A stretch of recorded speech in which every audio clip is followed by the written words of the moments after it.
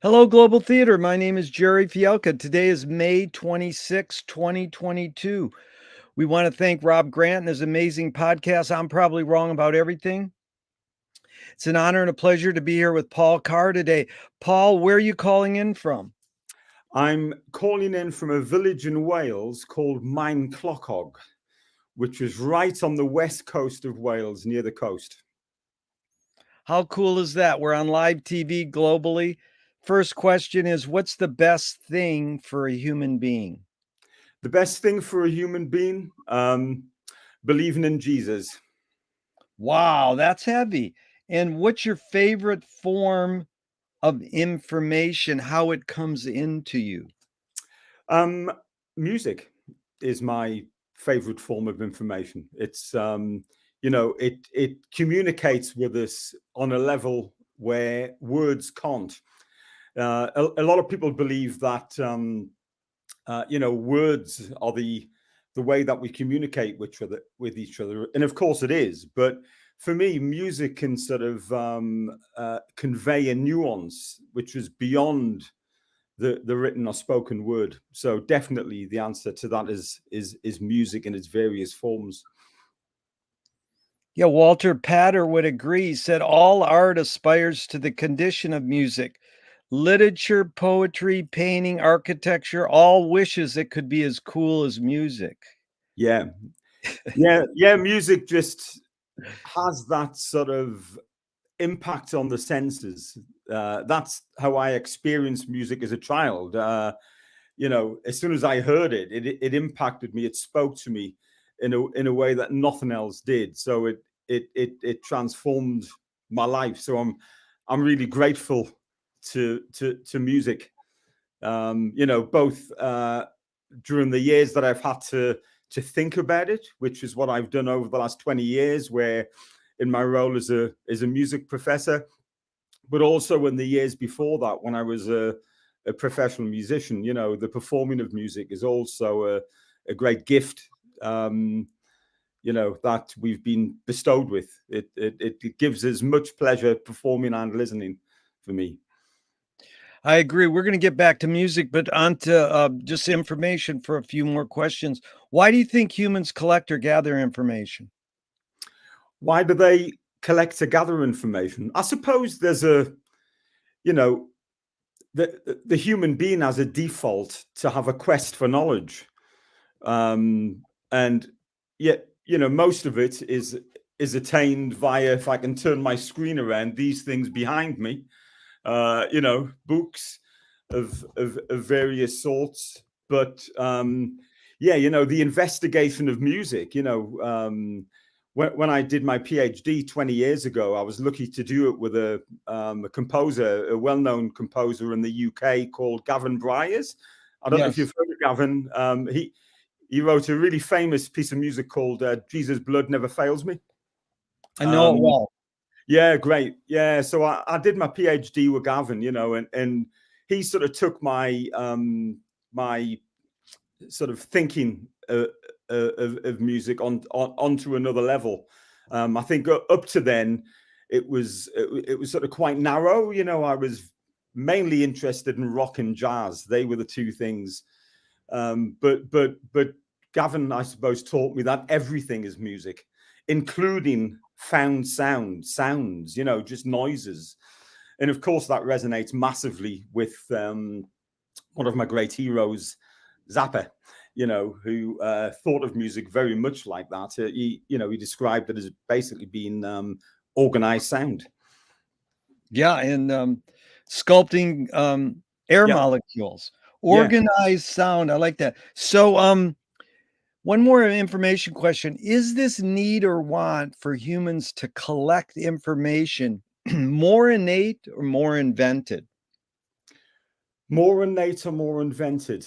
Oh, goodness me, that's a tough question. Yeah, I mean, I think there is like I said before, I think there is a default for humans to uh, want to improve, if that's the right way of describing it. But Yeah, I don't know. There's also a cultural aspect to it as well, isn't there? If you want to think of it as invented like that, we've brought schools about, universities, colleges, so on and so forth. Tuition methods, and that, I suppose, feeds into the inspiration of people, but it is conjured by a great teacher or good teaching mechanisms. So I suppose you could think of that as being something which is humanly constructed. Yeah, The university. very good. Paul, thanks a lot. You really get where my questions are at. You're glad you're doing this. I appreciate it. Do thoughts create emotions? Whoa! Do thoughts create emotions? Well, I think about music, and music creates emotions. So I suppose it might have something in the middle of it, but there's no question that there's a relationship between music and the emotion. There's been enough written about that, that it impacts us at a psychological level, but also via the body. We feel the vibrations of music. We feel the impacts of music on on our body. So yeah, I don't know if that answers your question, but I'll probably bring everything back to music, and my thinking about music certainly brings about emotions, quite profound ones. Um, you know, um, the book that I wrote on Sting a few years ago. Um, the reason behind that was when his album The Last Ship came out.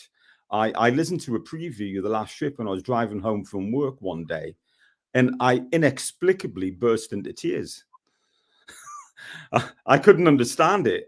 What's going on here?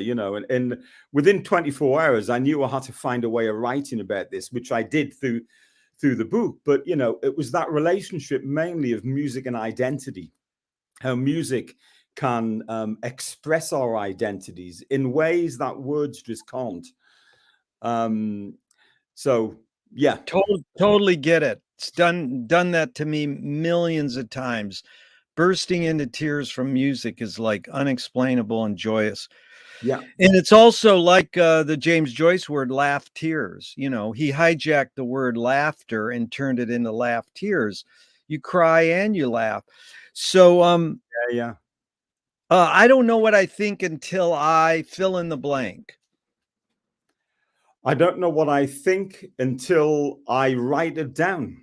Yeah. But this Uh, is the yeah. roots of the question is Marshall McLuhan. He says, I don't know what I think until I say it. And Joan Didion said, I don't know what I think until I write it. Yeah, for me, it's absolutely writing it down. I, I I thank God for the word processor. How the people who wrote these great texts before the word processor, because it enables you to edit your thoughts and as you're going along. Sometimes you write something and you obviously it gives us the capacity to refine it so easily.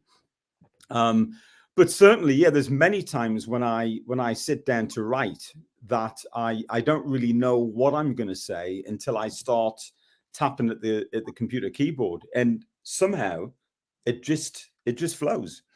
Yeah. Can humans think without language?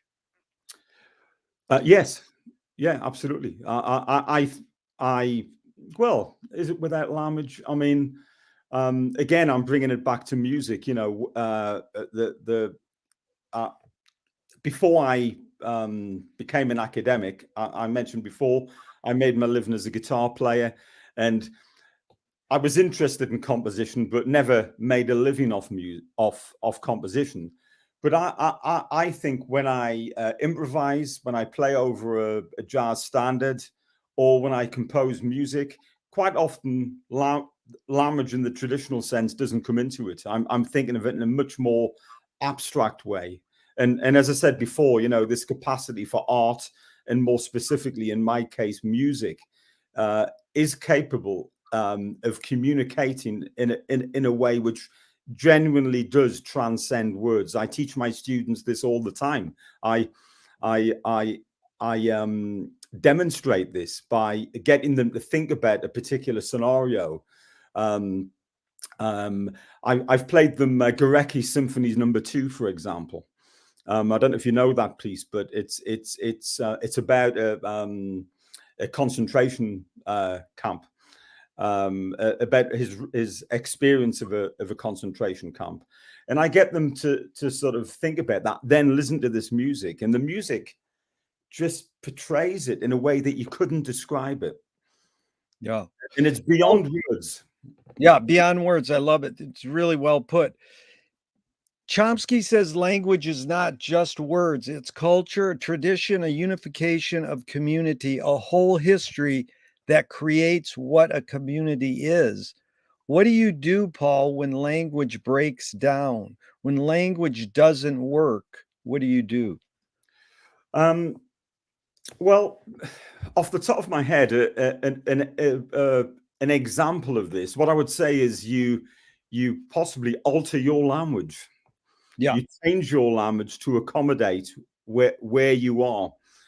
And this many years ago. I'm originally from the northeast of England, and when I left music college, as I say, many years ago, I moved to London. No one understood what I said because my accent was so strong, especially on the telephone. It was just no one understood me. So what do I do? Do I rigidly stick to my mother tongue, if you like, or do I change it? And Yeah. I changed it, and the voice you hear now is the result of that, I suppose. I don't speak the way that I did 30 years ago. Although when I go back to Newcastle, I do.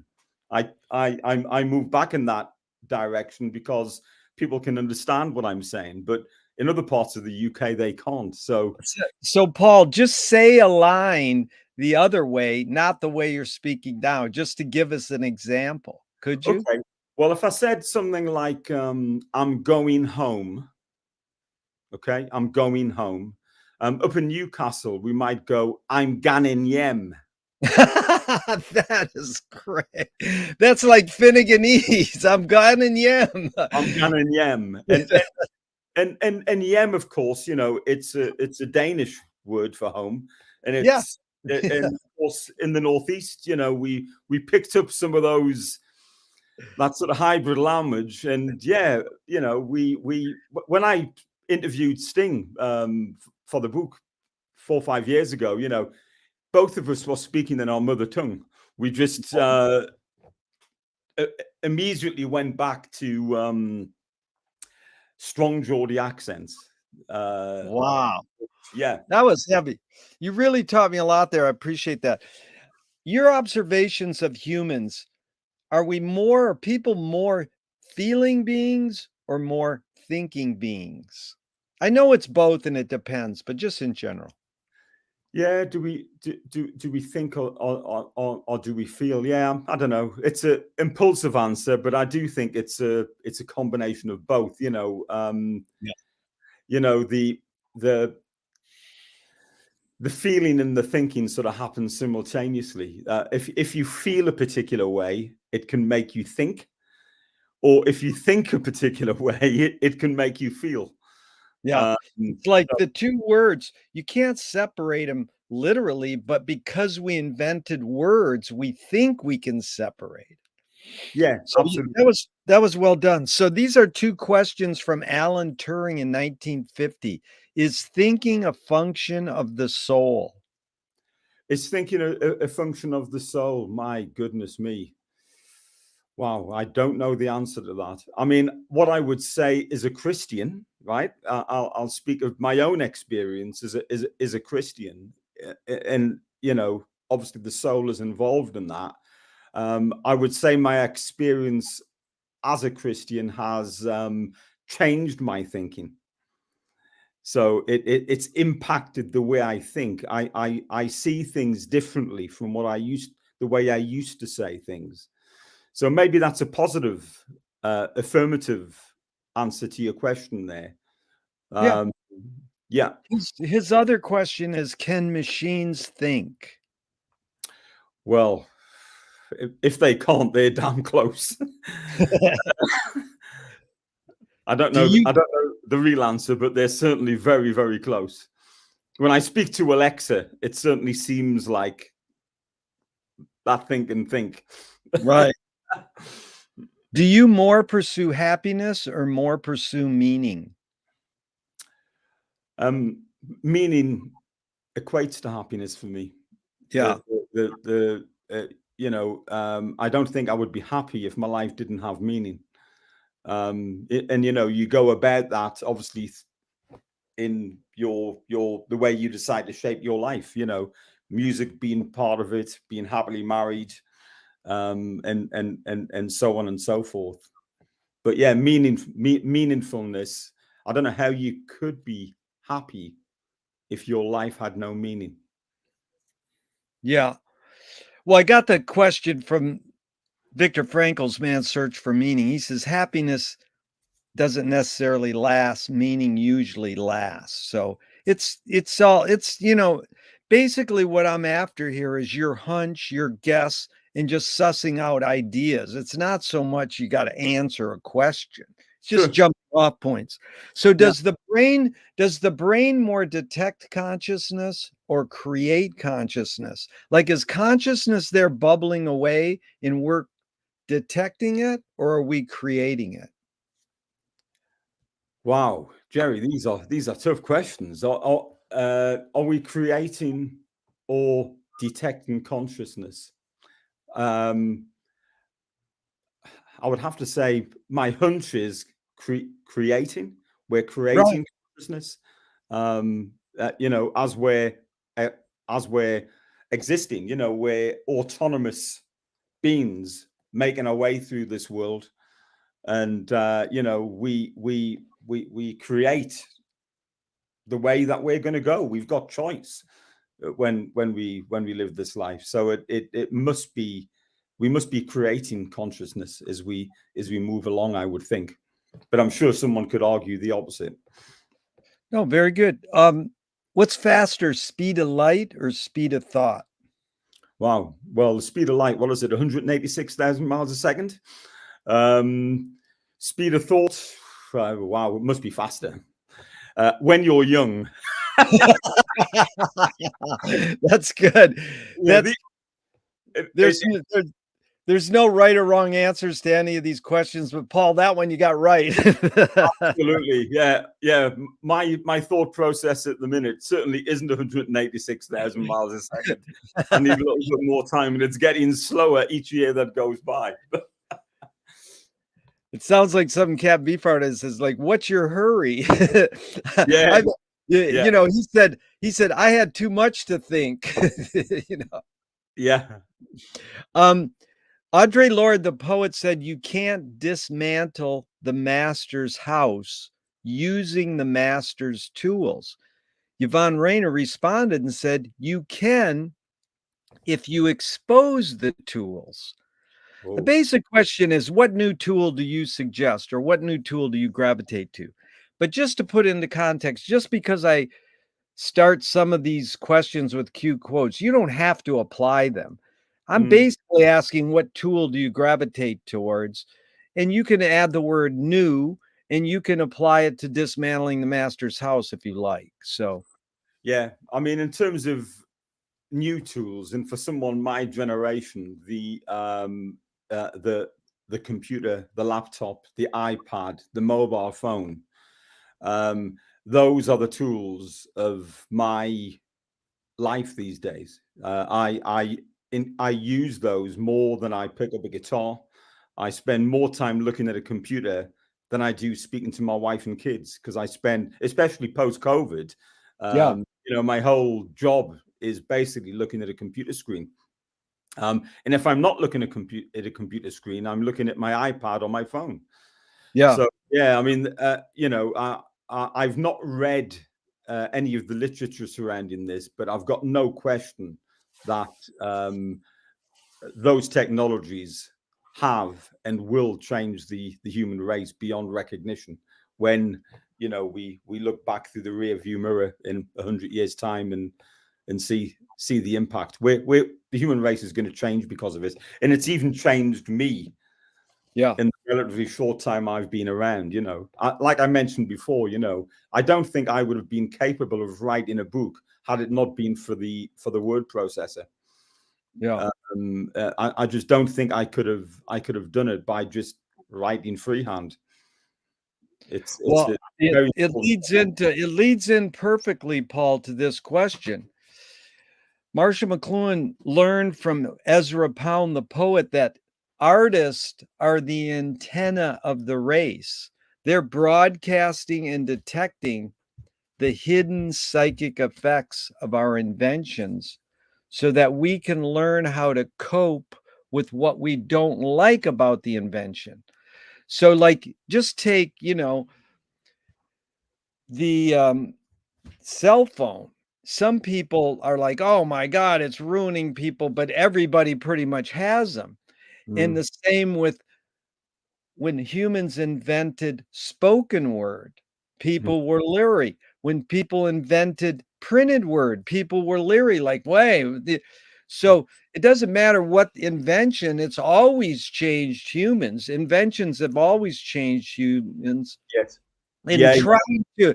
trying to figure out, well, that invention changed humans more than this invention is a huge debate. But basically, we shape our tools and they shape us. So I'm going to ask you the question McLuhan probed his whole career is, why do we ignore the hidden psychic effects of our inventions, even though the artists are broadcasting them to us? So what I mean by artists is book writers, painters, musicians, all in general. Yeah. Yeah. Why do we ignore those things? Yeah. It's a really good question because, there's no question. At the moment, a friend of mine at the weekend lent me a book on electricity, on the history of electricity. It was a really random. I was actually having a jam with them. It's a local folk musician around here at the weekend, and he just said, "I've got this book in the boot of the car. Do you want to borrow it?" And it was on the history of electricity, and what the book is talking about at the minute, it's back to the 1750s when people first started to experiment with electricity, and its hypothesis is that we've always known that electricity is bad for us. Why the heck do we stay around this 250 years later? We're still exposing ourselves to this Yeah. to this thing. And yeah, it's a really good question, and it's something I fleetingly thought about when I started reading this book a couple of days ago. Yeah. And we know that the impacts of the technologies that I've just mentioned. That I don't know why we continue using them, but maybe we've got no alternative. Yeah. If we weren't using technology, we wouldn't be having this interview now. So Totally. you're forced into it in a way. It is the means of communication. On Facebook, I wouldn't be able to communicate with friends I've not seen for 30 years if I don't interface with Facebook. So it's a decision you've got to make, I suppose. Do you move forward with these technologies, knowing that they have got some detrimental impacts on eyesight, lack of sociability? When I came out of COVID, when I say COVID, sorry, lockdown, we didn't leave the house for about a year and a half, and I didn't interface with many other human beings for probably best part of 2 years. It was weird because Yeah. everybody was just on a, I go into a real meeting these days and I expect them to line up like celebrity squares. I'm, I'm used to seeing them sort of, uh, but yeah, I think these technologies are a necessary evil in the same way that electricity is. Yeah. And it's interesting because we didn't even invent electricity. We learned how to harness it. But Absolutely. this is a major McLuhan thing, is every invention has services and disservices. And Yeah. it's how you cope with them and navigate them. But he Yeah. also said, what I love is he said, technology is the most human thing because all we're doing is extending our humanness, you Yeah, know. true. Oh, I Yeah, mean, I'm going to skip ahead because it fits perfect here. The guitar, what humanness does the guitar extend for you? So McLuhan said, clothing extends our skin, knife and fork extend our teeth. Like philosophy or religion, you can't hold them, but they extend our consciousness, maybe. There's no right or wrong answer, but just for you, what humanness is extended by the guitar? yeah, it's a great question, Jerry. I mean, um, you think of someone like Hendrix or Steve Vai, and you watch those guys play, and the guitar is almost like an extension of their being. Yeah, It's like it's part of their being. And in their cases, you could say it extends their sexuality, yeah, it extends their creativity. yeah, But I think what's interesting about the guitar is, you look at a guitar player like Jim Hall, for example, the great jazz player, one of my great heroes, one of my favorite ever players. He's such a studious player. He's so different to Hendrix, um, and Steve Vai, but he it sort of displays his serious nature, I yeah, suppose. The more studied nature. And you see, some of those bands from the mid 70s, who had those strange shaped guitars. The guitar can can extend your sort of exuberance, your flamboyance. I think that's one of the incredible things about music, and the guitar in particular it's so versatile about the various parts of your humanness that it can bring out. yeah, um, and this form of communication, when I'm feeling sad, rather than write down my sadness, I'm much better off playing it. yes, of course. It's amazing. You really, yeah, because this guy who's a poet, I says, what does the pen extend for you? And he goes, my tears. Yeah, And it was like, you really covered the waterfront there. That was good.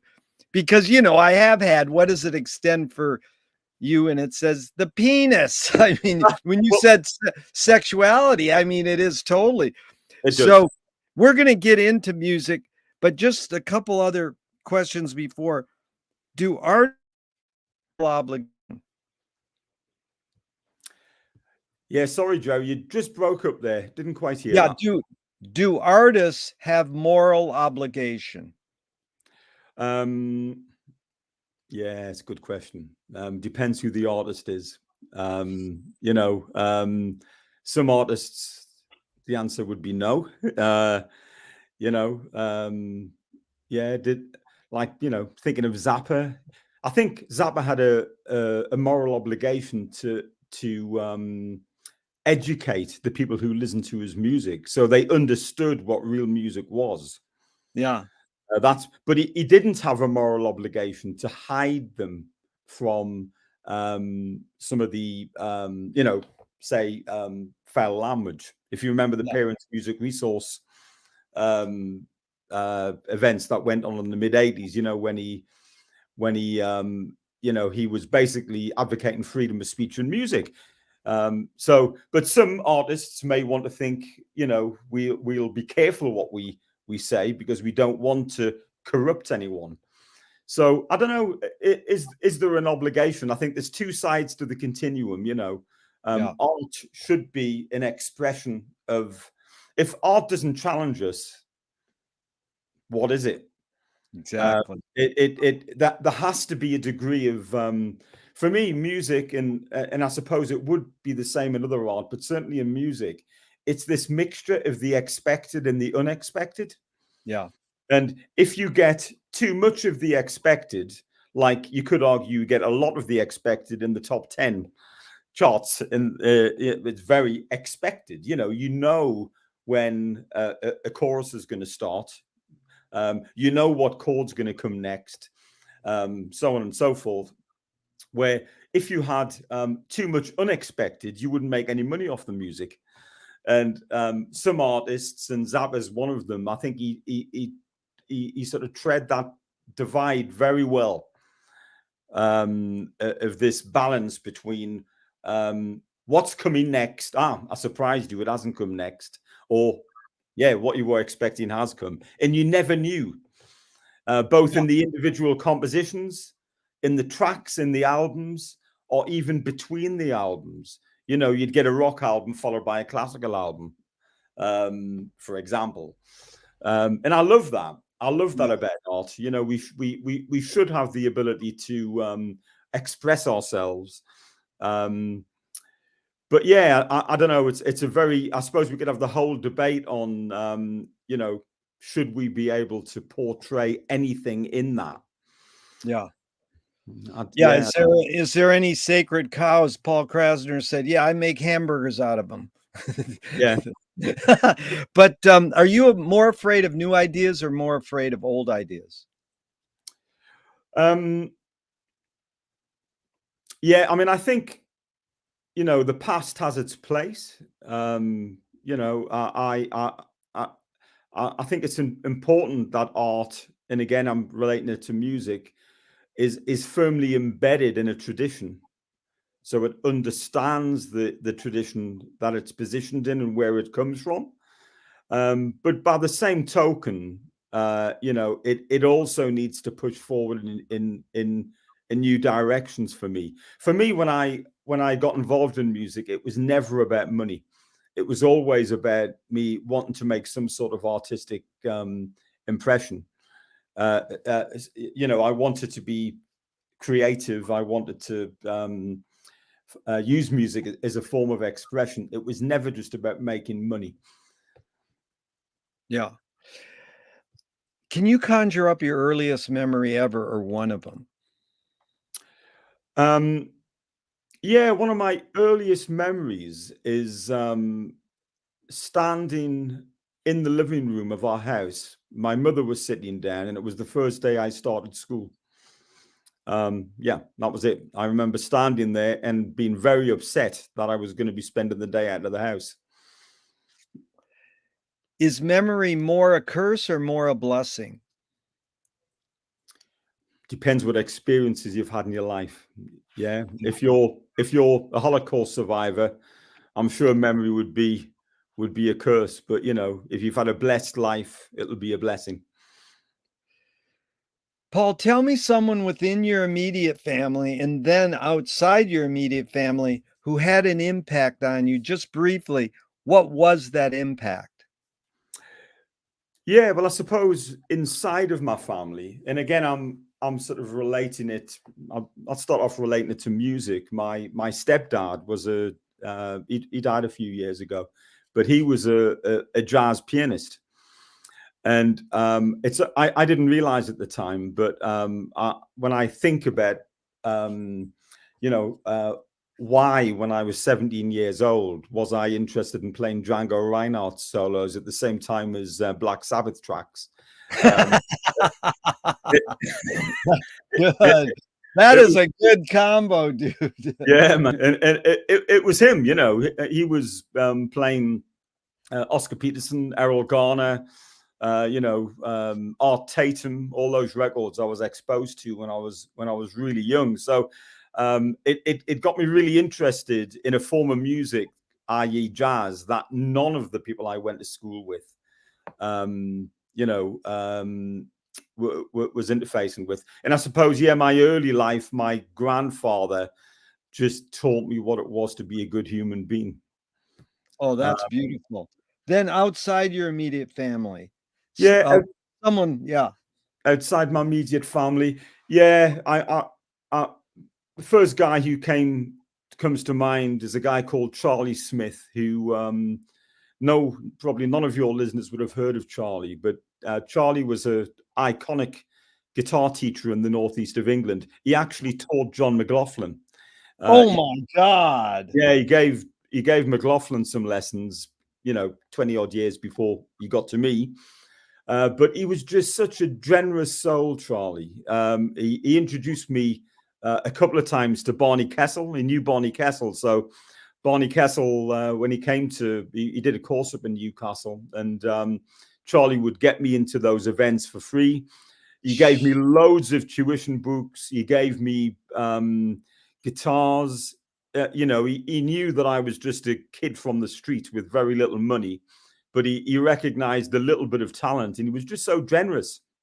And he's somebody who, I still look back on with a lot of fondness. Again, somebody who sort of shows you the way you should act as a human.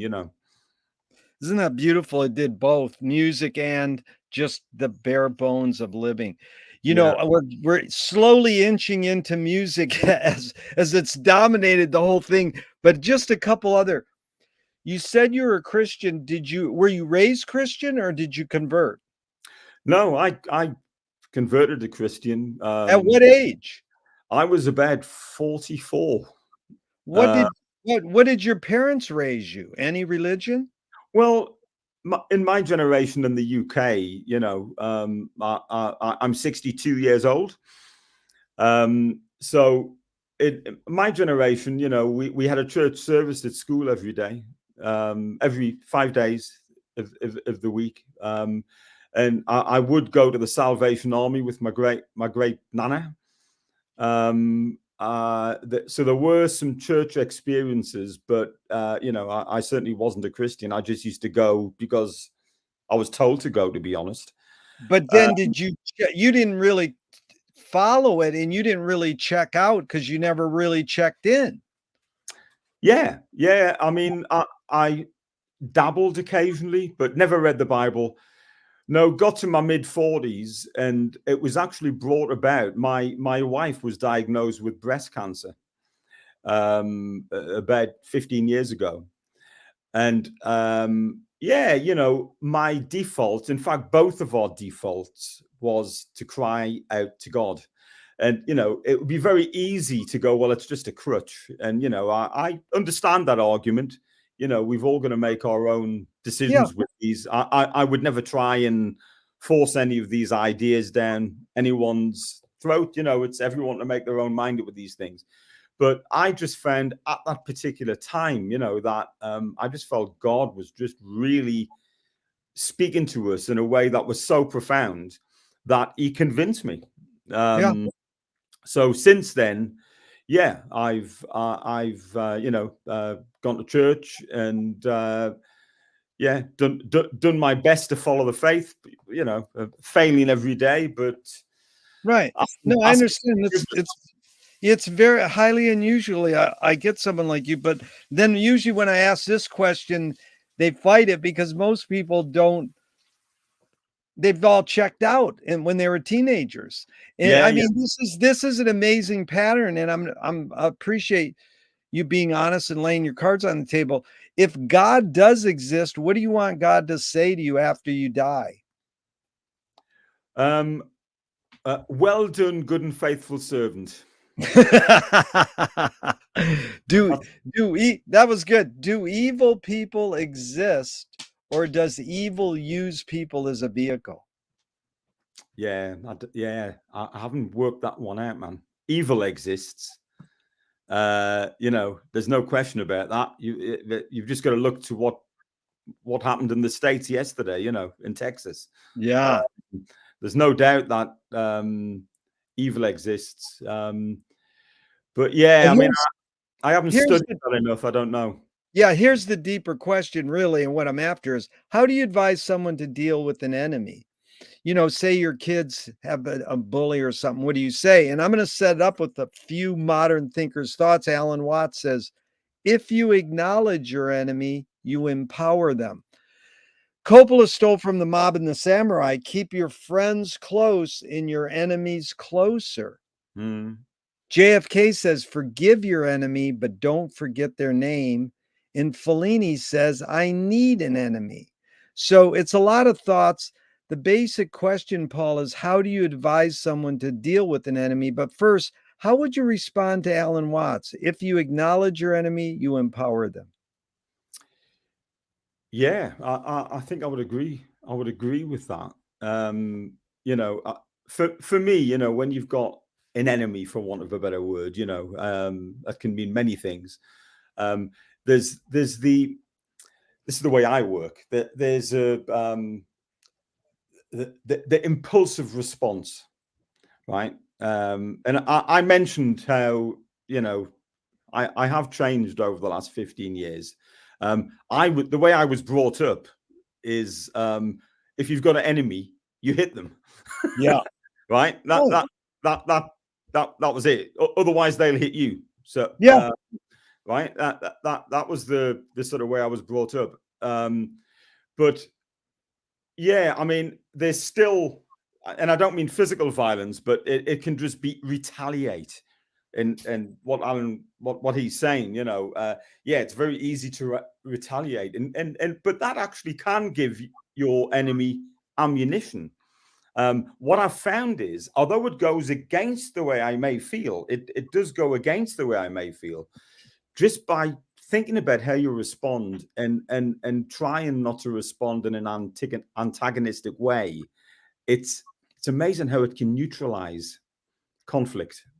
Yeah. It can, you know, but it's difficult. It's difficult to do, you know. But I really believe it can neutralize conflict if you can just count to 10 before you respond. I'm not saying I do it. I'm not setting myself up as a, you know, higher than now guy. You know, I struggle with this all the time, but I do believe it works if you can think before you speak. It's really good. I love that count to 10. So James Joyce was the first projectionist in Dublin about 100 years ago. He basically checked out. He said, "This is stupid. Why should I go inside a building and see a movie of a tree when I can go outside and see a real tree?" Years later, Faulkner said, "Sometimes the best fiction is more true than journalism." Why do we have to recreate things in order to get them? Why do we have to go to a theatrical play of people acting out life? Why don't we just live life? Yeah, yeah.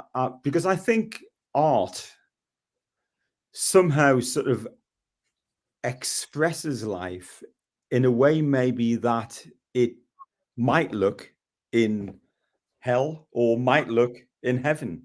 It yeah, it puts it through the microscope.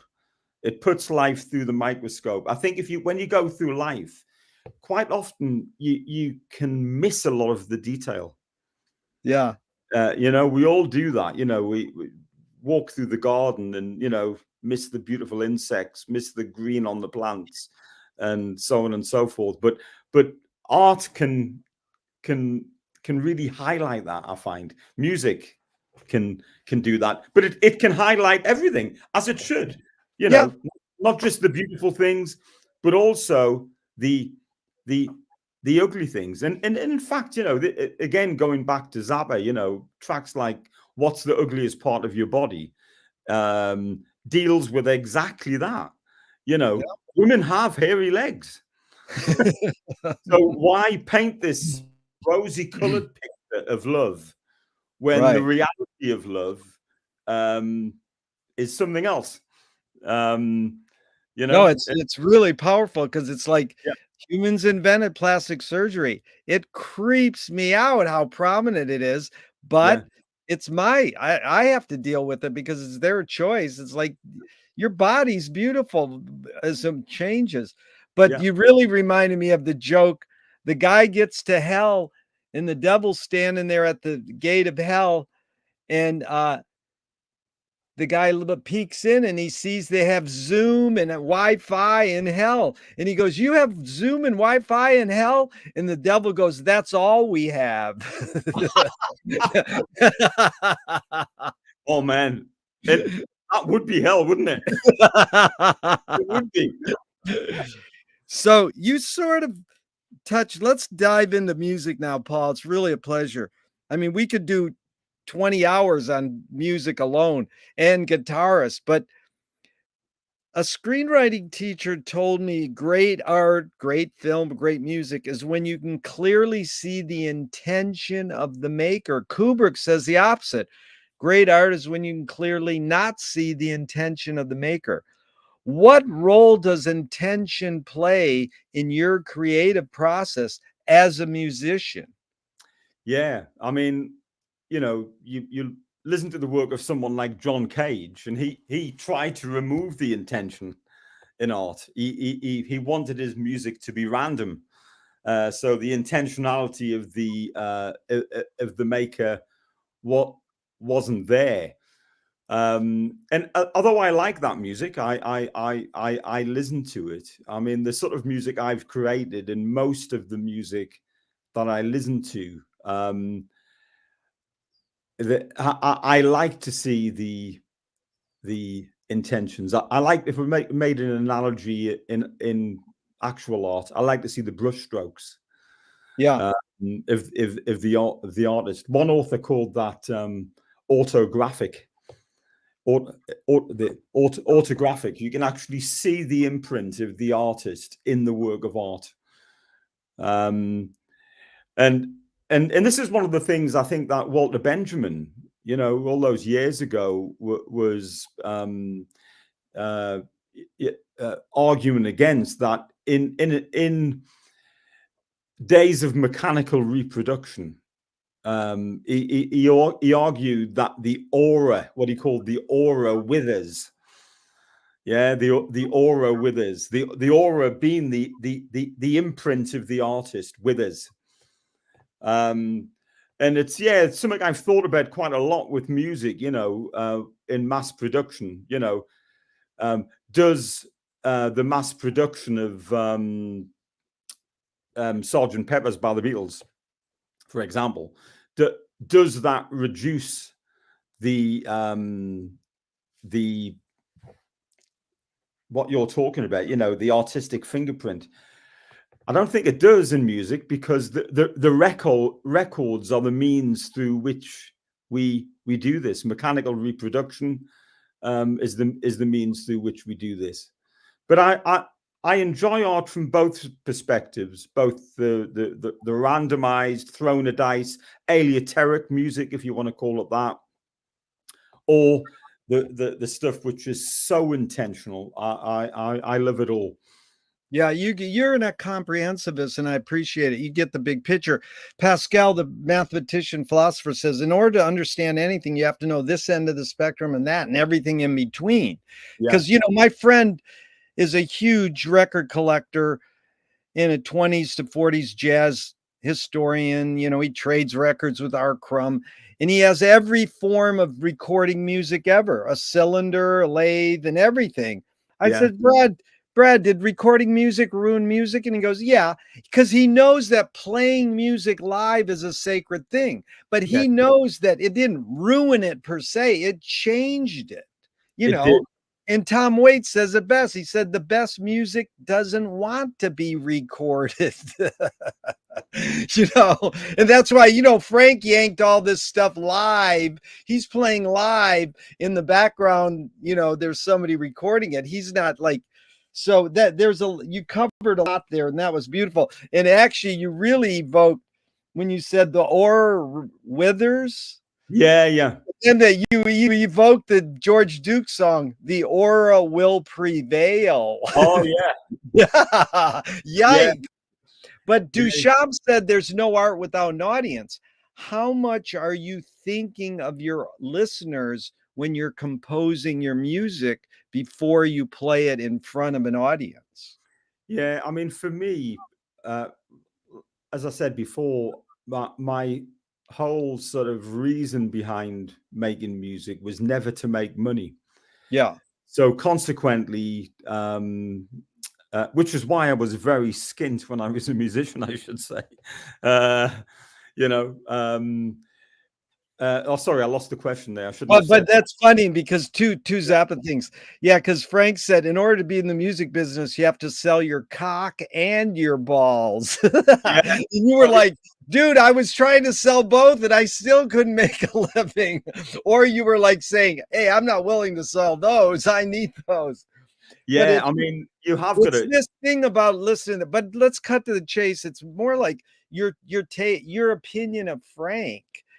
He said And I think he over romanticized this, and I'm not scolding him or saying it's wrong, but he said, I make this music for myself, and if other people like it, great.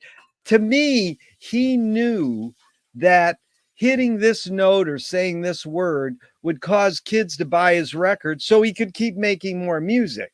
He Absolutely. did. He had a sense of what he said. I'm a devout capitalist. He had a sense of what consumer culture is, but he sort of over romanticized it, saying, I'm just making this music for myself. Absolutely. And that was going to be my answer, by the way, that I made music for myself without thinking about the audience. Yeah. And I know Zappa did say this, but I agree, Jerry. I think there was a bit of it is romanticized a bit, that Yeah. because he obviously had to sell records in order to live the life that he lived, but also to finance his classical projects. I mean, I don't know how much that London Symphony Orchestra album cost, for example, that he recorded in Yeah. the mid-70s, but or whenever it was, I can't remember. It was a bit later than that, the 80s. It would have been expensive, and he wouldn't have been able to have done that had Right. he not. He knew what his audience wanted to consume, and he recreated it. But what I find so fascinating about Zappa, I mean, if I can just sort of spend a bit of time, I first heard Zappa's music when I was at school. I think Overnight Sensation might have been the first album that I heard. And I started to, I remember listening to Hot Rats when I was at school. But for me, Zappa was a good guitar player, but I could tell he was a good musician, but I loved his humor. His humor really sort of tickled the 14, 15-year-old me. But I don't know, about 12, 13, 14 years ago, I started to think about Zappa in a much more profound way and realized that underneath all of that was just this guy who was just a genius. I don't use that word. There's very few people Yeah.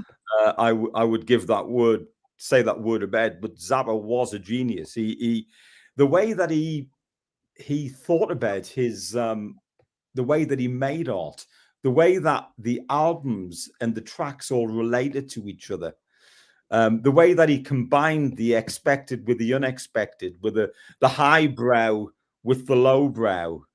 It was just genius. It was just incredible, and such an absolute tragic loss that he died so young. One of the greatest composers of all time for my money.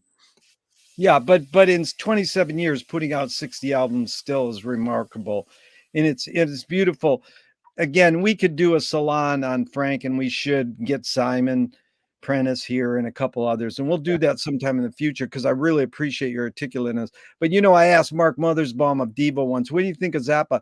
And he goes, "All the guys in my band like him, but I think his lyrics are too 70s." I goes, Frank's to everything. He pushed it to extreme, and he had right. And then Spencer from Jefferson Airplane, who is there's a recording of Spencer and Grace and Frank playing together. Spencer Right. says Frank's one of the only guys of our era who know how to talk about our era. So Frank was articulate, Very, very. and he was a great composer, but he was also funny, and he Yes. knew, I'm just here to have fun, Yeah. and he was seriously, he says, I'm very serious about being not serious. Yeah. Absolutely. It was a unique combination. It was a bit odd. I mean, I did think it was a bit odd. Obviously, nothing to do with Frank himself because he passed on. But I did find it ironic when the Zappa Family Trust started to litigate against them, because of course Zappa himself was the great plagiarist. He was one of the greatest plagiarists of all time. The way that he reappropriated people like Spike Jones. You listen to Hey, Spike. that's a hit. Frank is simply a Edgar Varese Spike Jones wannabe, but he's an alchemist and he's blending the two. But Yeah. most people don't know this. George Duke quotes Thelonious Monk and Roxy, and Frank doesn't pay no residuals. Now, yeah, that's all up to estates and all that. But Yeah. T.S. Eliot boiled that down. The mature poet steals, the immature poet imitates. Stravinsky just ripped off the folk music and he added some more and transformed it. So, that's Yeah. the beauty of it. You ever see that list of every song Frank's ever quoted? I mean, it is the history of music. It's like Tico Tico's in there. It's endless what's in that list. It is. I mean, but you've got to listen. Like, you listen to absolutely free, but you've got to hear carefully. Is that Holsteigen here and there? Yeah. Right. Yeah. Is it the Supremes? Yeah. Yeah. You cannot always tell. The beauty is scholars like you have listed this, and now it's like the scholarship on Zappa is remarkable. It's mind blowing. It really has grown. It's been so good to see it expand. Obviously Ben Watson, his was the first sort of serious book that I'd read. And well, no, David Wally's book, before there was any rock star books. Yeah, David Wally. Yeah, David Wally put out a book about a rock star, and I was studying rock way back then, and there weren't books on rock stars yet. Now it's a huge industry. So, I mean, there's a lot, and I'm glad you mentioned Ben, but I do have to put out the kudos. You have to see Tyler Bartram's tutorials on YouTube.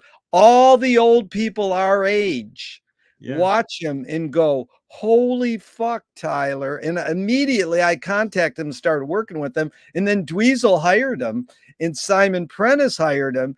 And he is an immense scholar of music.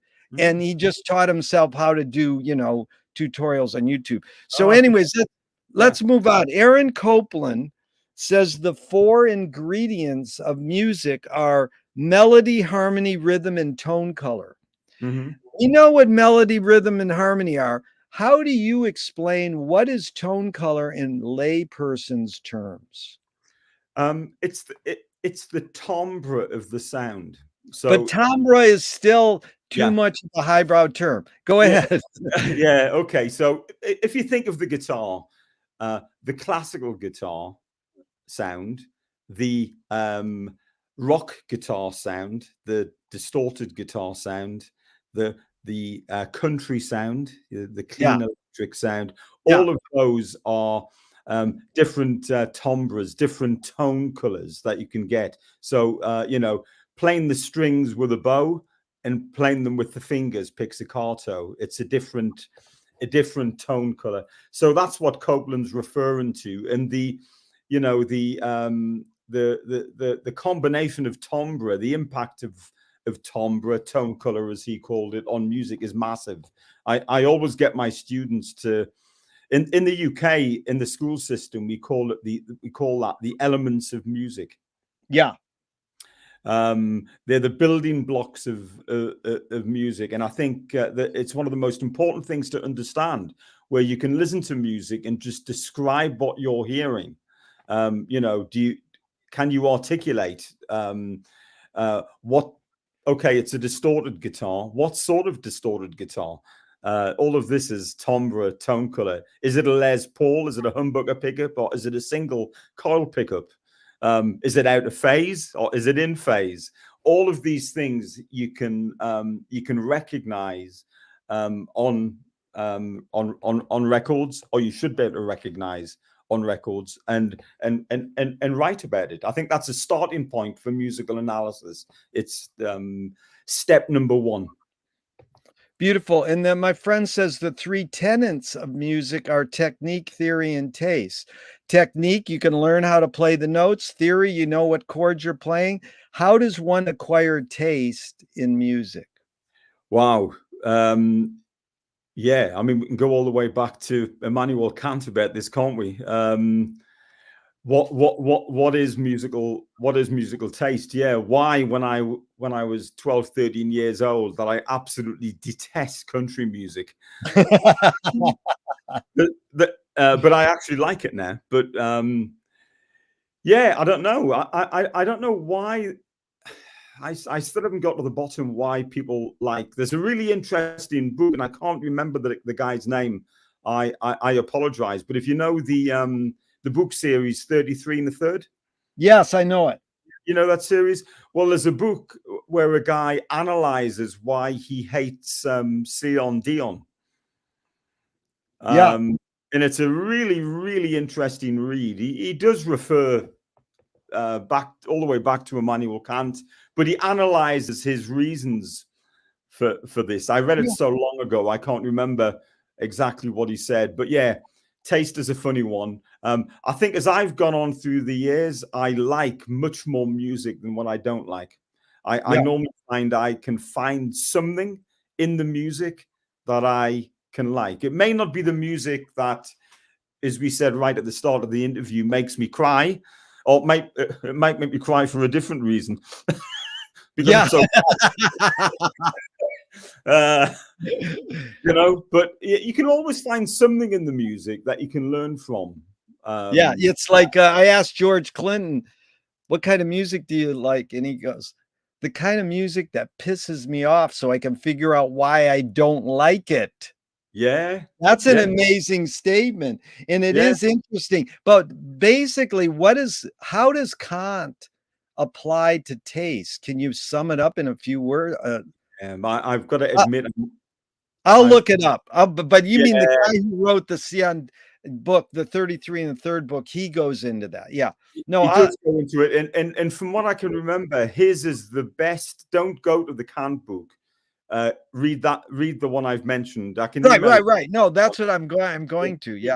He summarizes it very, very succinctly Yeah. and really very well. It's worth reading. But I read it. It came out about 15 years ago, that book, and I You must know, admit, and it's always been we're same age. I'm 69. I always like, well, what Zappa album did you start with? And you said Overnight. I'd go, that's a great album to start with. I started with Absolutely Free. Most people will say, well, I started with Freak Out. But I love when kids say, like, Tyler is an amazing exception. mm, He's going to Peabody. He's learning great music, jazz, Charlie Parker, James Brown. His dad takes him to Dweezil, and at 12 or 14, and then he studies Zappa for 12, 14 years to the point where he's like one of the greatest scholars on Zappa in the world. Now, like, that's backwards. You don't start with Dweezil, but it doesn't matter. My no, sister brought home Led Zeppelin 2, and I fell in love with it. And my friend goes, that's the blues. And I went, what? So I went backwards. It doesn't matter. Most of us we didn't know Johnny Guitar Watson or Guitar Slim, no. Frank's, guitar heroes. And it made us go back, Conlon It Lancaro. it, So it it, absolutely did. Yeah, I hadn't heard up until 12, 13 years ago. I'd not heard Freak Out yeah, or Absolutely Free. I hadn't gone. For me, Zappa was a phenomenon of the 70s. He, yeah, he's he's more or less exactly the same age as my mother. So he was on the cusp of music. He was a few years older than Hendrix, wasn't he? yeah, So I only dealt with his music, I suppose, the music that came out in the 70s and of yeah. course the 80s, and then I think I stopped listening to him when I was a young guy in my teens and 20s. But then to go back and, as you say, this sort of rich tapestry of music, and yeah, he got me into listening to Verez. I never really checked him out. Of course, and it's amazing. And then people like John Zorn, who I think is great and is a great Zappa wannabe, he says, "Oh, it's only the first three albums." Like, get over it. You never listened to Redunzel, So that's easy to just say. Well, Frank did it all in the first three albums, blah blah blah. But Yeah. carrying on, Thelonious Monk said there are no wrong notes. Any comment? I would agree. I would agree. I would absolutely it depends on context. I mean, the way that he played the wrong notes, if you want to call them that, you know, Yeah. they were part of his idiolect, part of his part of his style. If you were on a Bob Dylan session, and it was a 3-chord Bob Dylan track, maybe that sort of playing would have been considered to be wrong. I think it depends on context, and Yeah.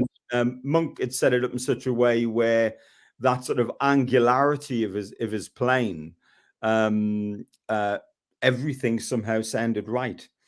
But Amazing. Yeah, it does depend on my context. friend says it so well. He said, Thelonious Monk heard all the notes Charlie Parker heard, but only decided to play some of them. Yeah, yeah. Well, he had this knack of just playing the spaces, didn't he? Just playing, leaving gaps. Yeah. Yeah, total genius. But yeah, I would agree with that statement. But it definitely depends on context. You Yeah. can't have wrong notes in a particular context. Then McLuhan also says something about song. I'm curious your reaction. Song is slowed down speech. The reason cultures have different musical taste is ultimately connected to language difference. Could you say that again? Let me just hear Yeah. that again.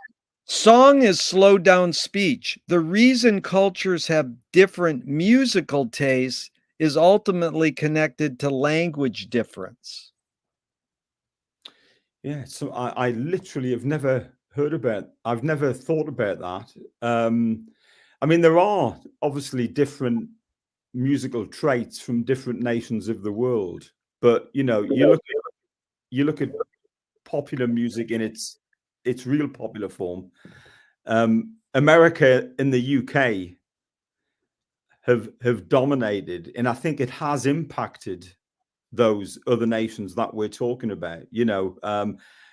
I was in France a few years ago, and heard a couple of buskers who were singing. They were singing in English, but obviously with a pronounced French accent, and they were singing. I remember some Beatles tracks and stuff like that, and it's a classic example of how America and the UK, in the main, have massively impacted those other cultures. So, although I agree with where McLuhan's coming from there, I think globalization maybe is narrowing that down a little bit. So music is maybe starting to sound a bit more Americanized. Yeah. UK. I don't know if you agree It, with that. it's amazing because Frank turned me on to the Tuba Throat Singers, Oh yeah, and then they ended up on Johnny Carson's show and in the Rose Bowl parade, and it was like mainstream. But we didn't know what we would see him free live in Pasadena, and then Frank had him over to his house, and we found out they're singing about 3 things: their horses, the snow, and their boots. And and it's like their music was transcendental. It's like yeah, Brazilian music too in America. Brazilian music took over. It just sounded romantic. We didn't know what the words meant. yeah, sure. I mean, I think if we're talking about folk music, I mentioned at the start I've moved to West Wales, and I've started. There's a big folk tradition here. I've started to go up to a local pub twice a month where the musicians there are playing Welsh folk songs. Nice. No vocals, but it's unquestionably a sort of a celebration of collective identity. Yeah. You still get that despite the mainstream. Yeah. There is the mainstream, which is perhaps becoming more homogenized, more similar. But underneath that, you certainly, going back to McLuhan's quote, you will have these expressions, and the language and dialects can have a huge impact on that. Yeah. It's beautiful, fun. Okay, what's more important, conviction or compromise? Oh man, should ask me that at the start. Conviction or compromise? Goodness me. Yeah, I mean, it's a bit of a throwaway, but again, both.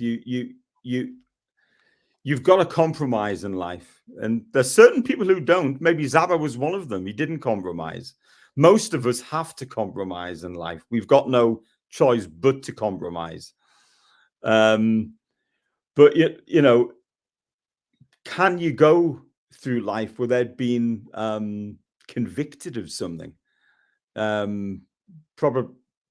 not. We get things that come into our heads which we believe we've got to carry out, and if we don't carry it out, we're missing out on something. So yeah, a bit of a cop out, but I'm going to say both. No, that's all right. You've accomplished a lot. How do you rate these three elements, luck, skill, and ambition? What would you rate the highest, second, and third in your accomplishments? Okay, luck, skill, and ambition. Wow, yeah, they're three really, really important categories, and I haven't thought about it. I'll think it through in real time, because there's no question luck is involved in it. If I can give you an example of that, of luck I've had. Many years ago, when I was making a living as a musician in the London West End, I was playing up in the London West End in a show, and I put the radio on the way to the gig, and this guy, James Taylor, not James Taylor, the American singer-songwriter, but this guy who was involved in the acid jazz scene in the UK, band called the James Taylor Quartet. And they've played in the States quite a lot over the years. Anyway, this guy was being interviewed on the radio, and he said his brother had just left the band. His brother was a guitar player. He was looking for a guitar player. And I got home. I rang the record label to find out if I could get in touch with his management. A week later, 2 weeks later, I was on tour with them. And How cool. And it was good example of the radio is not broken in that case. Yeah, but it was luck. But would I have got? Would I? You do make your own luck, because you've got to. When you get those opportunities, you've got to be ready for them. You were ambitious enough to say, "I'm jumping on this." Yeah, but you have to have the skill. You've got to practice, so that when you get the opportunity, you can take the opportunity because you don't get luck very often. So yeah, what was it? Let me write these down: luck, skill, and ambition. But you sussed them out enough. That's good. You don't have to put them in order. It's like Gary Player, the golfer, says, the more you practice, the luckier you get. Yeah, you've got to have all, but they're three good categories. I'm going to ask the students that question, because you've also got to be ambitious, because you'd have to be really lucky if you weren't ambitious. Skill's the most important. It's amazing. I used to ask the question, is ambition based more on fear or joy? Then I heard William Friedkin, the director of Exorcist, say, in Hollywood, skill and luck have nothing to do with it. It's all ambition. So, I mean, I'm always changing the questions when I think. T.S. Eliot said that poetry is outing your inner dialogue. What language is your inner dialogue in? It depends what I'm involved in. By an inner dialogue, I mean when I'm speaking to myself. Yeah. Speak to myself. Yeah. I mean, I do. I speak to myself. When I'm working on a project at the moment for Welsh Government, and believe me, I speak to myself a lot about that, because I've got no one else to talk to. So the inner dialogue goes on. Is this right? Is that wrong? No, it's not. And you're speaking to yourself. Yeah, I mean, that's in language. I mean, you probably already answered this. It's more I'm after, what form is your inner consciousness in? what form is my? Yeah, I mean it's logocentric. It's in words. What's logocentric mean? Where it's where you highlight words. You know, the way that we talk about things tends to be logo. Well, the way that we communicate is logocentric because it's in words. It's based. It's That's dominated good. by Yeah. words. But you know, like I say, music is far more profound form of communication, Right. and I'm convinced when I get to heaven, if I get to heaven, it'll be communication will be more like music than it is words. You Um, know, that's great. You know about Bob Dobbs interviewing Frank Zappa from the grave. You know, whether you believe it or not, it's a funny question, and it really is shows you how it's Bob Marshall's interview with Frank really is the best interview ever with Frank. And Bob Marshall, if you've got to have read it, Bob Marshall, Frank Zappa interview.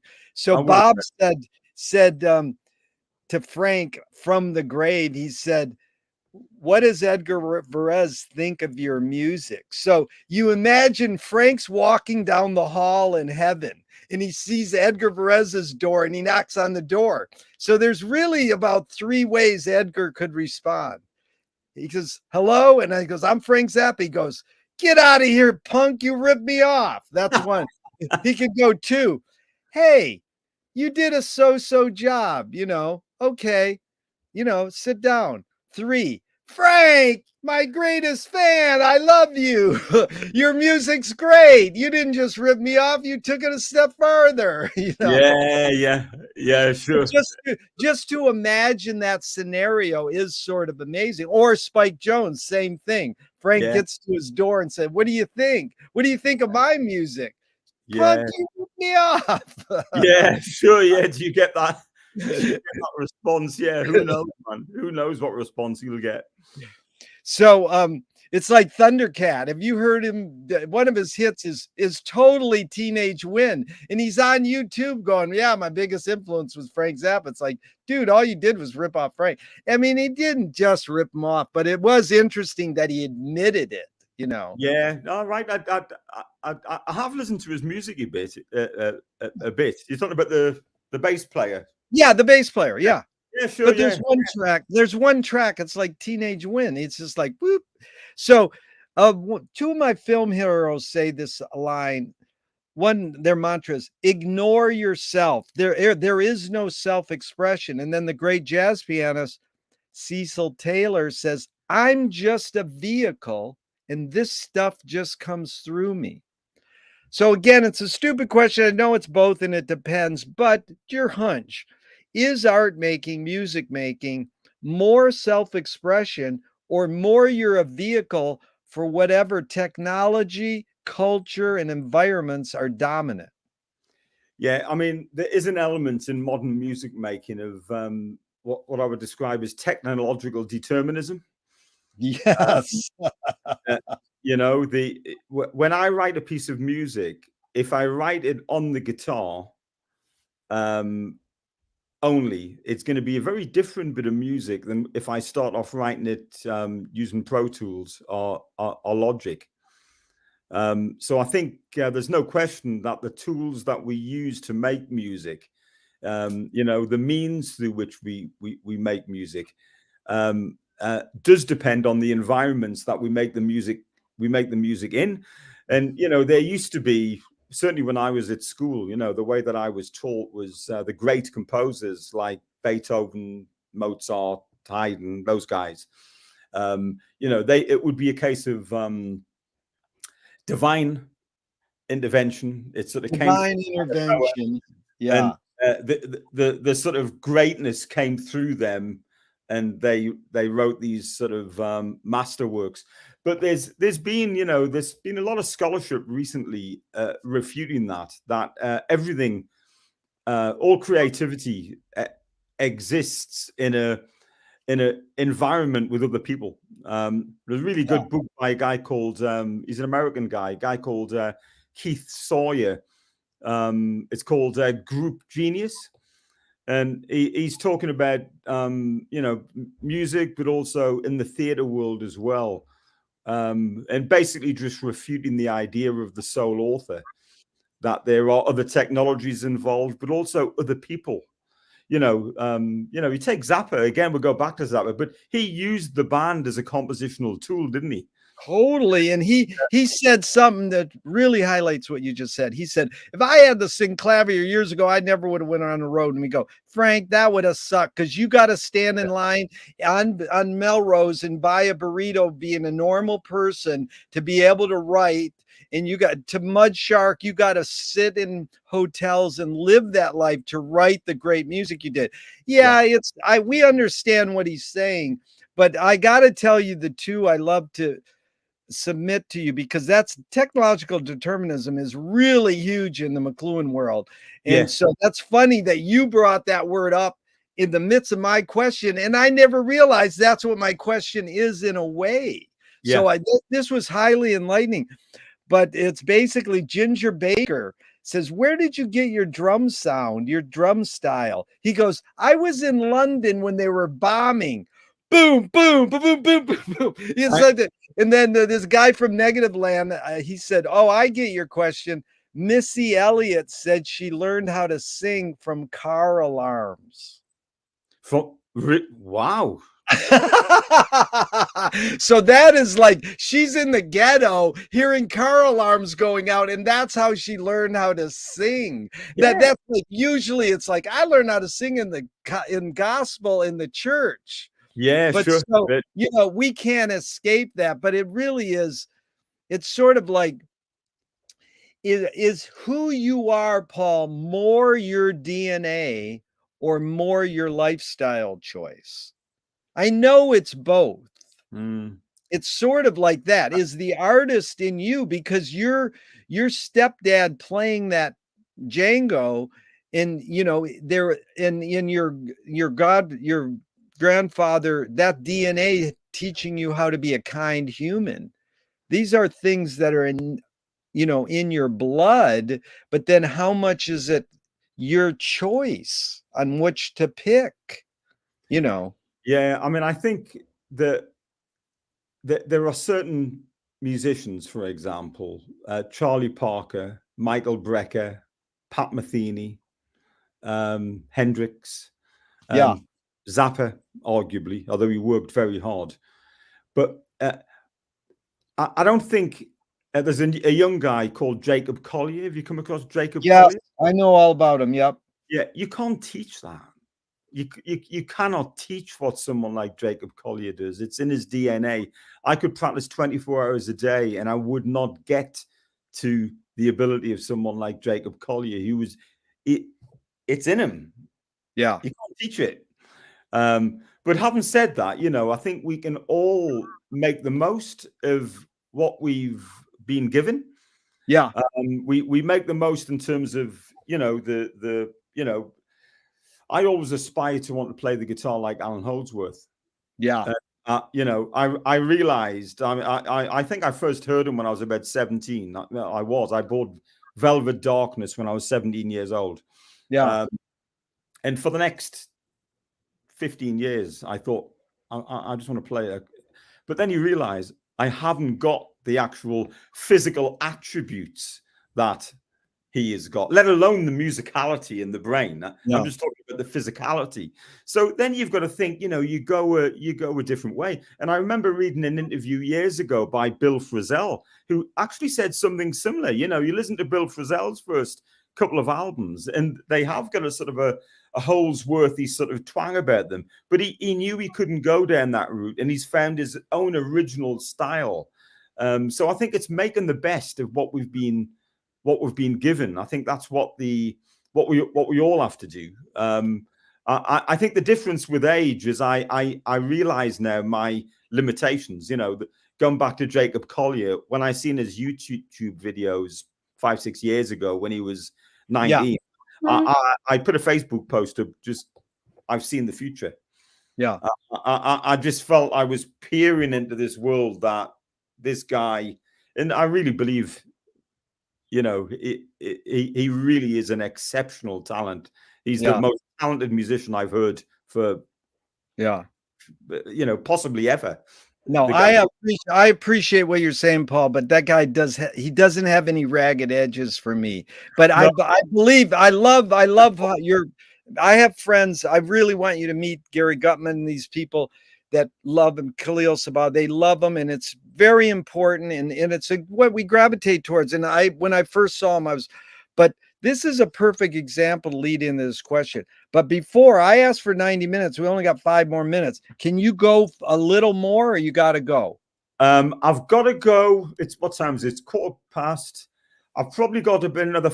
I could go till about 25 to. I've actually got to go. I'm actually How going to. many how many total more minutes is that? 5, Well, it's 1:15 now. We could do another 20 if you want. 20. Okay, that gives me good. Let's do 20. So Iggy Pop said, my band was so bad at imitating the Rolling Stones, we invented punk rock.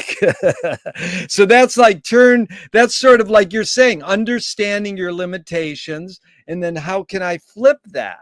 So Yeah, this is the exact question is Moshe Feldenkrais, he works with movement and healing. He says it's literally possible to identify a weakness and incorporate it to become a strength. yeah. So tell me a weakness you turned into a strength. Yeah, it's a good point. I mean, yeah, fragility of emotion. Fragility of what does that mean? Fragility of emotion. Well, fragile emotions, fragile emotions. And then I think that comes out in uh, certainly the way I play music. It doesn't come out in my academic work, and I think it comes out in I think music. It's possible to sort of put musicians on the sort of Freudian couch, and you're only reading into it, but you can read in. When I hear someone like Pat Metheny play his really sensitive, beautiful music, it says something about him. You can't do that if you're a cold person. There's got to be an element in his being where, so you might want to call that a weakness. I don't know. In some world, but then how did you flip it into a strength?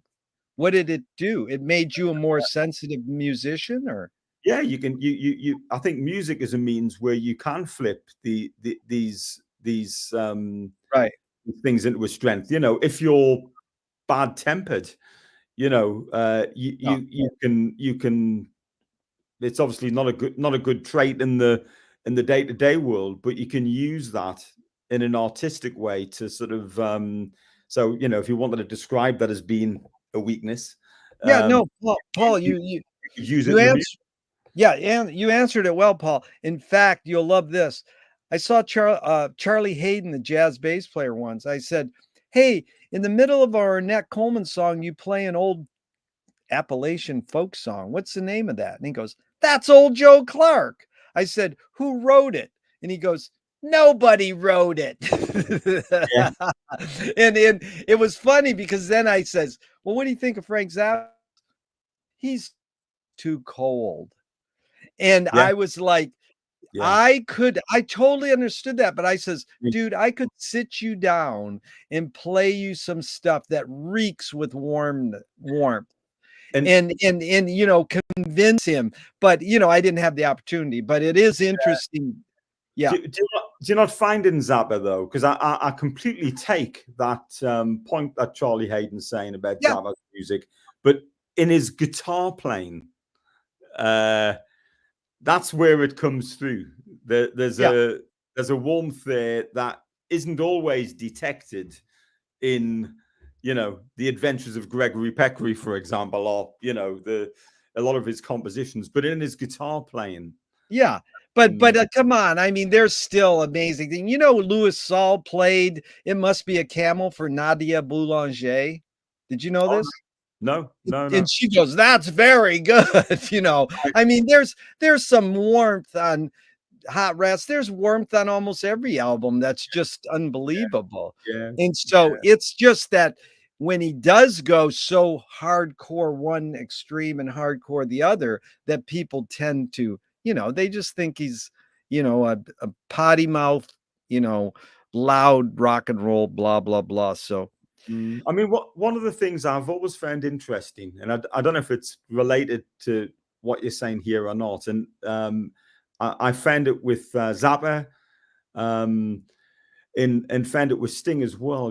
Is that through music you can say things. There's this George Lopez coined this term, strategic anti-essentialism. Right, strategic anti-essentialism. And what it is, it's when you can use your art to say things that you wouldn't necessarily want to say in real life, but you can say these things when you devise a persona. Both of those guys had a persona. Zappa's was maybe more difficult to detect, but Sting's is really obvious, where you can say things about the world through a persona far easier, much more easy than what you could if you can just say them face to face. oh, of course. Now, who said the strategic of essentialism? What's Yeah, the it's a book called Dangerous Crossroads, and it's by a guy called George Lopez. Now, you're going to ask me how to spell Lopez, and I don't know how to spell it. No, I can look it up. It's, Dangerous Crossroads. yeah, Dangerous Crossroads by George Lopez. Yeah, No, I can strategic. look it up. Yeah. Yeah, it's an interesting idea, isn't it? Where you put on a persona, and when you put on the persona, you can actually Yeah. you can say things. You can make music in a particular way by, could David Bowie have made all of the music he made if he was David Jones? Probably Yeah. not. He puts on the persona of Bowie, and he makes Ziggy Stardust and so on and so forth. Interesting. No, it's heavy because I study James Joyce immensely, and Joyce you could talk about that a lot. The Yeah. persona of Joyce and saying what he got away saying. But this really leads to this, good, Paul, and I appreciate again your time. You create what you resist. I'm not saying say the artist, one creates what one resists. Bob Goldthwait morphed it into you are what you hate. And James Joyce said, it's a curious thing how your mind is super saturated with the religion in which you say you disbelieve. Louis Buñuel said, thank God I'm an atheist. So, it's this contradictory thing. You create what you resist. Any comment on that? Because you've studied a lot of artists deeply. Do you see that at all? One creates what one resists. Yeah, I mean, the best example I can think of from the two examples I've given was Zappa and Sting. Sting, did you check out his album and musical, The Last Ship? No, but tell me about it. Yeah. Yeah, I mean, basically in 2014, he wrote an album called The Last Ship, which was about the shipyards in Newcastle. Yeah. It was premiered on Broadway, but it was an absolute flop. I don't think it translated very well for audiences in New York, but it's been a big success in other parts of the world, and it's gone back to the States in a slightly different form. But it was about his upbringing in Newcastle, about him living close to the shipyards, about him trying to escape his working class roots. And you read his autobiography. When he was a young man, he couldn't wait to get out of Newcastle. He hated the place. But here he is, X number of years later, writing a musical about that. And of course, he'd done it before. You listen to the Soul Cages from 1991, his album, The Soul Cages. It's all about his relationship with the North, a place he detested, but he uses it as a form of creativity. So yeah, it's a very interesting creative process. I don't think I've engaged in it myself, but that's the most pertinent example I can think of. Yeah, and I think Frank, have you seen that clip of Frank recording the Sausage song from Joe's Garage, and the engineer turns the mic off, and Frank goes, Hollywood engineers turning the mic off at the wrong time. I guess God didn't want me to get it on tape anyways, because he says, the one time I laugh in the whole year and you didn't get it. And it's No, like as much, oh, it's an amazing clip. I'll try to send it to you. Anyways, it's just like a 30-second video clip. And yeah, it's amazing because it's Frank still saying, I still believe in God because but I say I don't, like it's like Buñuel and him that they need to be raised Catholic because their whole career is dissing. It's same with Joyce. Joyce, same thing. Yeah. yeah, I totally agree. In my the book that I put together on Zappa, Zappa and their arm, there's a chapter on Zappa and religion, which explores that sort of insider outsider. Although he declared, you look at he acted as God, didn't he? In his musical universe, he sort of took the place of God in the way that Totally.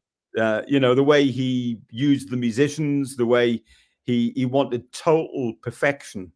Well, that's you know who said that to me? You'll love this.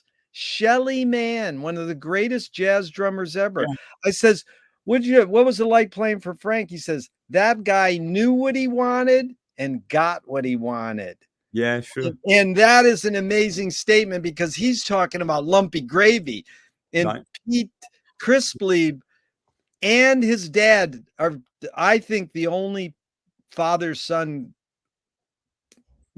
a combination that played with Frank. And I asked Pete, what was it like playing with Frank? And he said, dude, when he did Lumpy Gravy, he had a guitar in one hand and a baton in the other hand, but he looked like the office supply boy who was delivering the office supplies.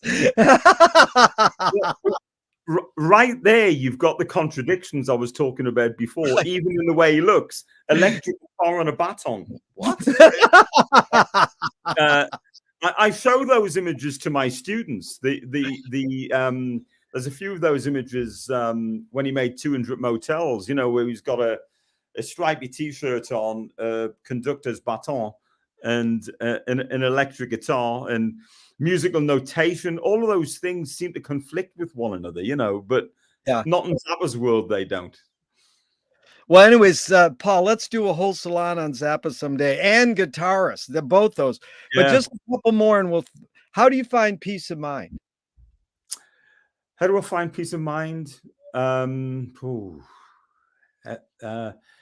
Yeah.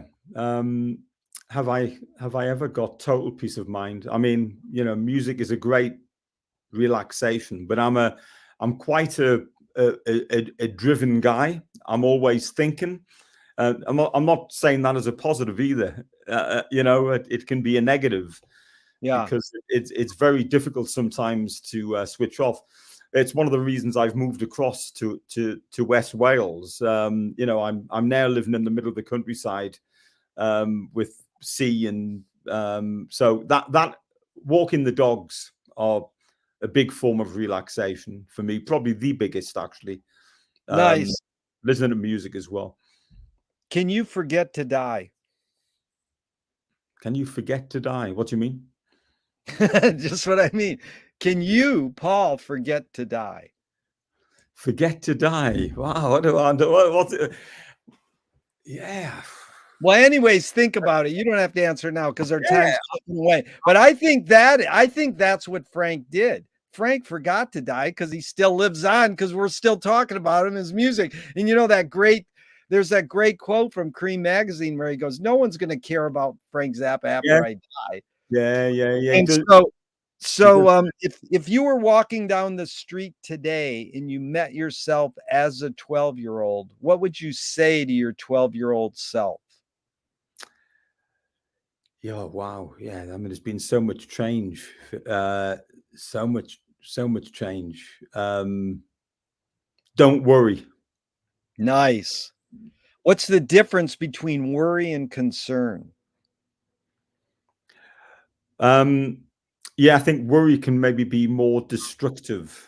You know, it can cause mental health problems, more mental health problems than concern. I think.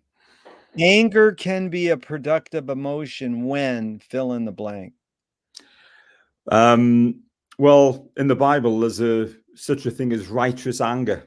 You know, where something is just so obviously not right. Injustice. You know, when you see injustice, I think it's okay to be angry. Yeah, it's good. Thornton Wilder said in 1928, art is confession. Art is the secret told. But art is not only the desire to tell one's secret, it's the desire to tell it and hide it at the same time. Mm-hmm. You've laid your cards on the table for over 90 minutes, Paul. I'm not insinuating you haven't answered this. What's it really all about for you?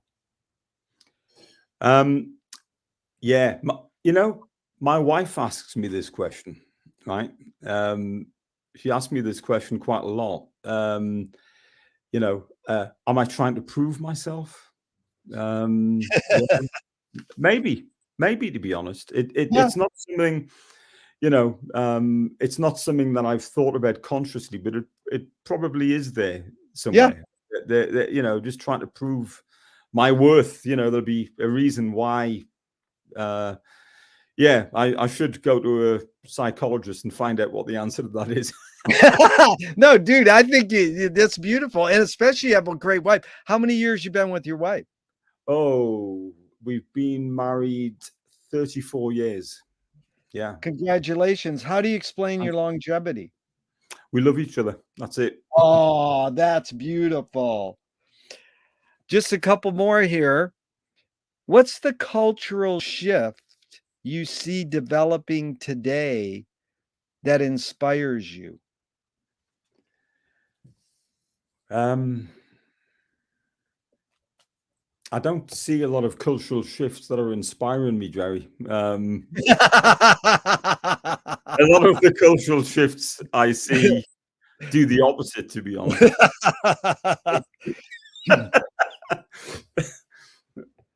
Well, look at we got 3 more minutes. Before I ask my last question, summarize in a minute, how did Frank shape your behavior? I know it's gonna be hard, but, Yeah. in a minute or 2, how did he Well, shape your behavior?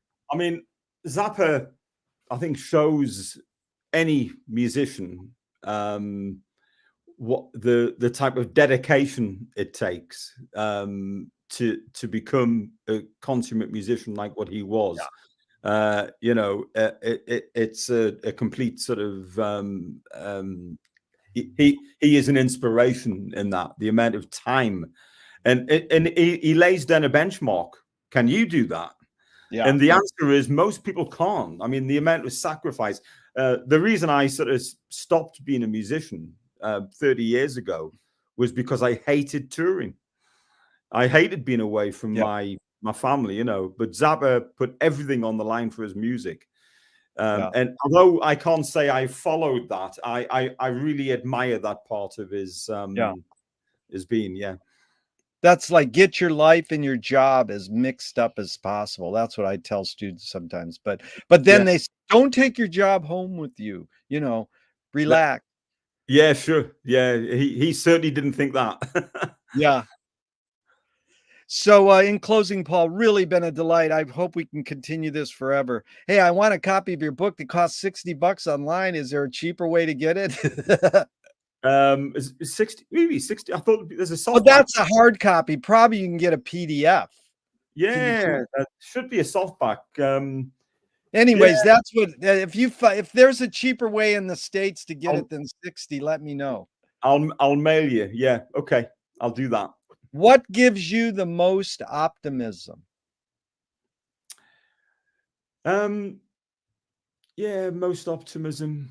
Wow, it's a difficult last question. Yeah, I mean, it's great. You know, I'm blessed as a teacher, a lecturer, to sort of play some part in seeing how, you know, I can feed into the next generation of musicians. I think that's probably a, you know, a good way to sort of describe what that is. There's lots of things, I suppose, that I'm not optimistic about. That's why I had to think about that. But yeah, off the top of my head, I think that's what I would say. But are you teaching students theory, history, or all of that, or the philosophy of music? What's your main emphasis as a teacher in music?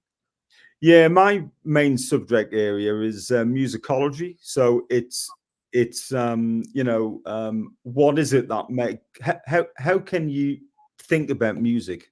Yeah, How can we understand how music works? yeah, So, you know, even if I have one student a year who comes out, you know, slightly enlightened by some of the things that I'm teaching, then it gives me optimism for the future that we've got a generation coming through that you know, can think about music critically. yeah. It's really been fun, Paul. Super, super cool. Thank you so much, dude. I'm It's a gonna hit pleasure. this. I'm gonna hit the stop button, but I don't want this to ever end. Nice to meet you, Jerry. Thank you. Yeah, take care.